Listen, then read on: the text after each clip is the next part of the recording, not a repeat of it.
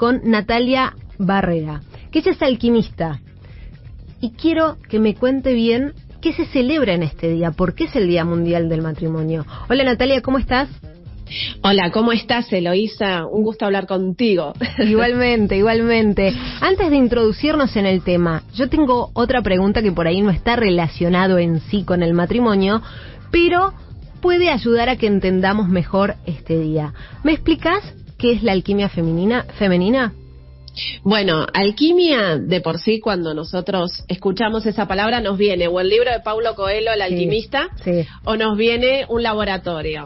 En parte, ambas cuestiones son verdaderas, porque la alquimia es ese camino iniciático que se hacía en la antigüedad cuando las personas instruidas querían entender este concepto de Dios, pero más ligado a la ciencia. Recordemos que la alquimia dio a luz a la ciencia que hoy conocemos, y bueno, y grandes científicos como Newton, Einstein, estuvieron ligados a la alquimia, más que nada porque había un concepto filosófico de entender cómo funcionaba la naturaleza y los secretos que ésta traía.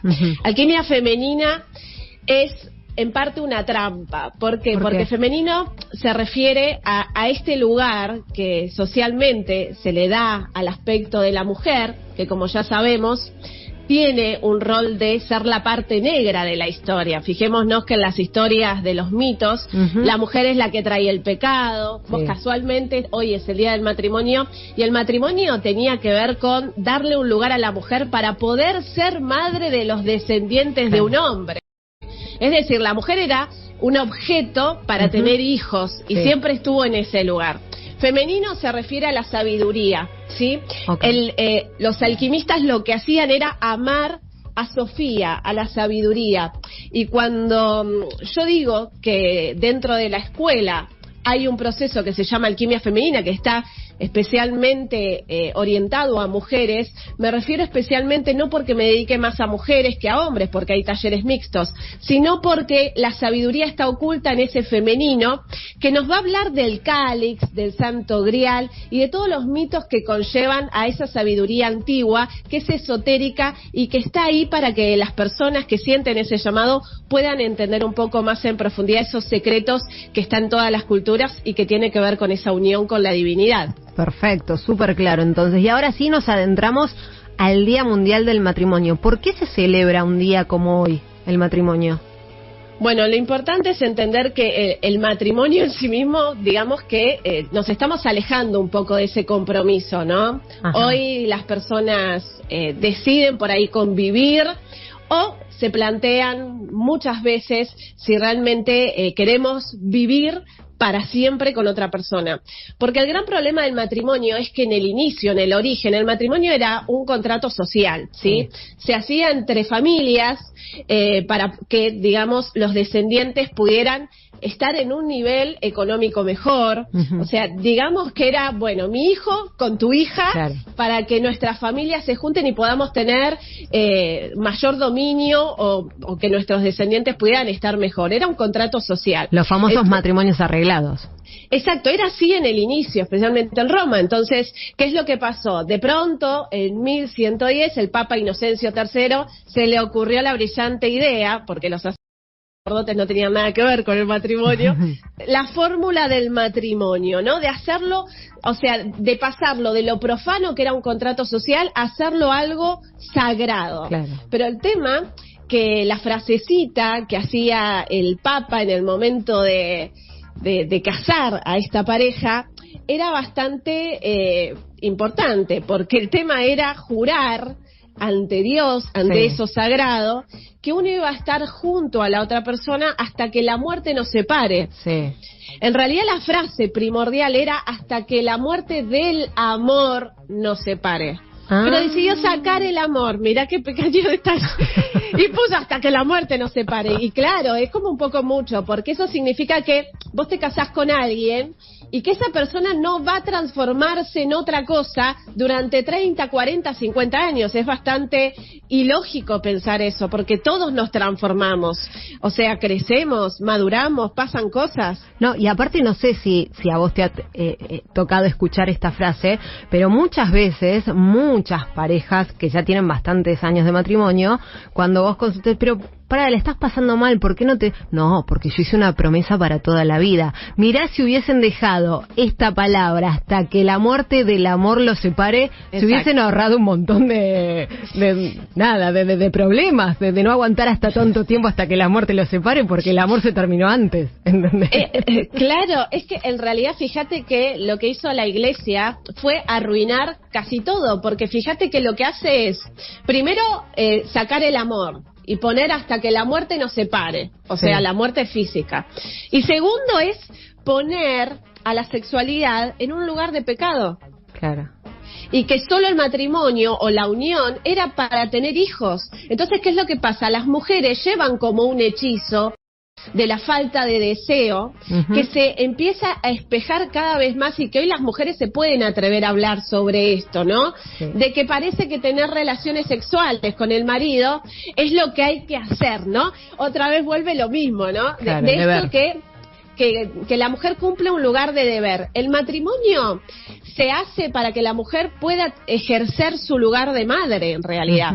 Porque era una sociedad muy patriarcal, y digamos que el poder sobre los hijos lo tenía el padre, el patriarca, y no la madre. Entonces el matrimonio en realidad protegía un poco a la mujer para poder estar dentro de la familia. Es decir, tener hijas mujeres en la antigüedad era, uy, qué mal, tuviste una hija mujer, no tuviste un hombre. Entonces, la mujer siempre desde antaño viene haciendo un viaje hacia ese reconocimiento como un igual. Recordemos que, por ejemplo, los judíos también tienen un tema con la sexualidad. Para ellos, por ejemplo, el acto de masturbarse significa que por ejemplo, el hombre no puede sacar su semen y dejarlo en cualquier lado. Digamos que siempre tiene que estar en una vagina. Mira.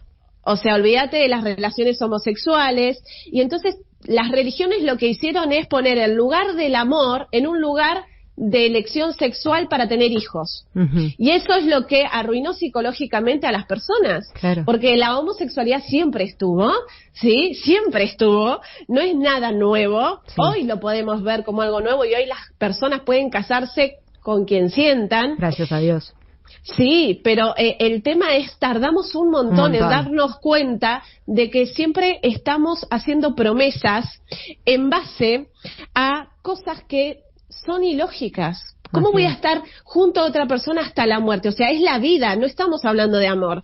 Estamos hablando que el matrimonio es jugarme la vida con la otra persona. Totalmente. Y aparte que uno en la convivencia empieza a conocer a la persona. No la conoce antes. Entonces, esto nos va a hablar muchísimo sobre la importancia del matrimonio, y entender que tenemos que aprender a jurar por amor en vez de jurar por la vida, porque eso era lo que era en la antigüedad, era unirnos en amor, y tenemos que recordar eso. Por eso detrás del matrimonio no solo está la función de tener hijos, que hoy varias parejas no pueden tener hijos o eligen no tenerlos, sino de que estamos volviendo, digamos, al inicio, de unirnos para acompañarnos como compañeros y poder ubicarnos como iguales ante eso, y que la ley, si bien nos va a proteger para el patrimonio, porque hoy también está ese tema. Recordemos que en 1987, acá en Argentina,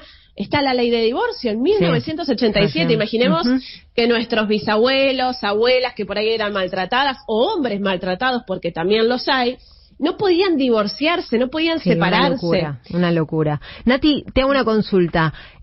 Tiranos algunos tips, algunos consejos, ¿sí?, para que en estos tiempos, encima de pandemia, donde tal vez tenemos que pasar más horas en nuestras casas y compartir más tiempo con nuestras parejas, tengamos un matrimonio o una pareja saludable. Bien, lo importante es entender la parte individual. Tenemos que entender que no estamos atados. El tema que, fíjate que las mismas palabras nos van a llevar al conflicto que hay en todos los matrimonios. Somos esposados. ¿Se entiende? O sea, es esposados. Después, el anillo en el dedo, anular, o sea, hace referencia a anular una parte nuestra. Es esto de, para estar con alguien yo tengo que anular algo, y lo hacemos, ¿sí? Porque Porque bueno, yo quiero simplemente tener una monogamia, entonces yo me anulo, sexualmente no siento más deseo por nadie. Son anulaciones desde la libertad, desde las elecciones, de ya no pienso solo en mí misma, tengo que pensar en la otra persona. Por un lado está bueno, pero por el otro lado nos lleva a este lugar de esposa que siento que no tengo libertad cuando estoy en pareja. Y el problema en los matrimonios, en la convivencia, es que falta libertad. La libertad para que cada uno tenga su espacio dentro del territorio, ¿sí? Muchos de los problemas dentro de lo que es el matrimonio es el lugar individual, no lo hay. Es como que todo se hace de a dos y eso es lo que lleva a la rutina, al aburrimiento, al no poder hacer ese proceso de hacer algo distinto, que no esté la pareja siempre involucrada ahí y que realmente uno pueda hacer las cosas que quiere desde un lugar de compromiso con el otro y desde un lugar de libertad, desde la confianza.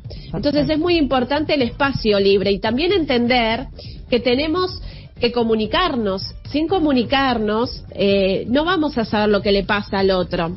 Yo siempre expreso una frase, por ejemplo, lo que yo veo mucho cuando me preguntan es Natalia, yo amo a mi marido, lo quiero, pero no deseo la sexualidad, ¿no? Este hechizo que tenemos las mujeres.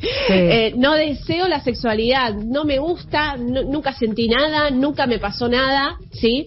Y no sé si me quiero separar porque no tengo este deseo. Entonces yo siempre les digo, el problema no es el otro, es uno que está castrado de antemano emocionalmente para no sentir, porque la mujer era este lugar para tener hijos nada más, no para sentir, eso era un pecado para la iglesia.